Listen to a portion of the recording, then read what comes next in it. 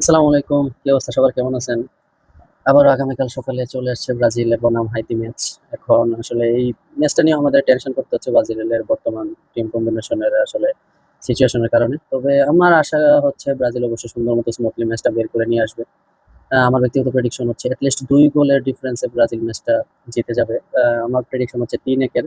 তবে ২০২২ সালের পর থেকে তো অনেক নতুন ফুটবল বিশ্লেষক, অ্যানালিস্ট বের হইছে। তারা অনেক প্রেডিকশন দেখতেছি। ব্রাজিল হারবে, ড্র করবে। কেউ আবার ২-০ তে হারার প্রেডিকশনও দিচ্ছে। মানে ব্যাপারটা এমন হইছে যেই দলের সাথে ব্রাজিল আসলে গত লাস্টে দেখায় ৭-১ এ জিতছে। যদিও সেটা ২০১৬ সালের ঘটনা। বিশ্বকাপে কেউ আসলে দুর্বল দল না, সবাই সবার শক্তিমত্তা নিয়ে আসে এবং ওই জায়গায় ব্রাজিল টিম কম্বিনেশন একটু পিছিয়ে আছে। তাই বলে ম্যাচ ২-০ তে হেরে যাবে এরকম, এটা হচ্ছে আসলে একটা পচানি আরকি। যাই হোক, আমরা অনেক কিছু সহ্য করা লাগতেছে।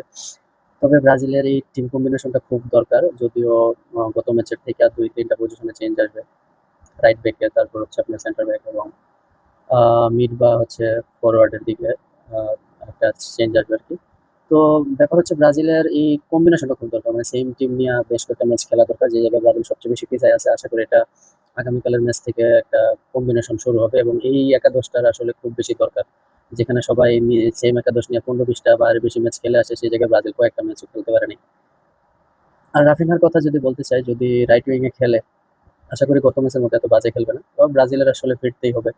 ফিরতে হতো, কারণ ব্রাজিল শুধু একটা ফুটবল দল না, এটা একটা ইতিহাস, ইমোশন সবকিছু মিলে সাম্বার সৌন্দর্য, ব্রাজিলের ফুটবলের সৌন্দর্য এখন যদিও আগের মতো খুব একটা আমরা দেখতে পাই না। তবে তার মানে এই না যে টোটালি হারাই গেছে বা হারাই যাবে বা প্রথম রাউন্ড থেকেই বাদ পড়ে যাবে, এরকম পারফরমেন্স আশা করি দিবে না।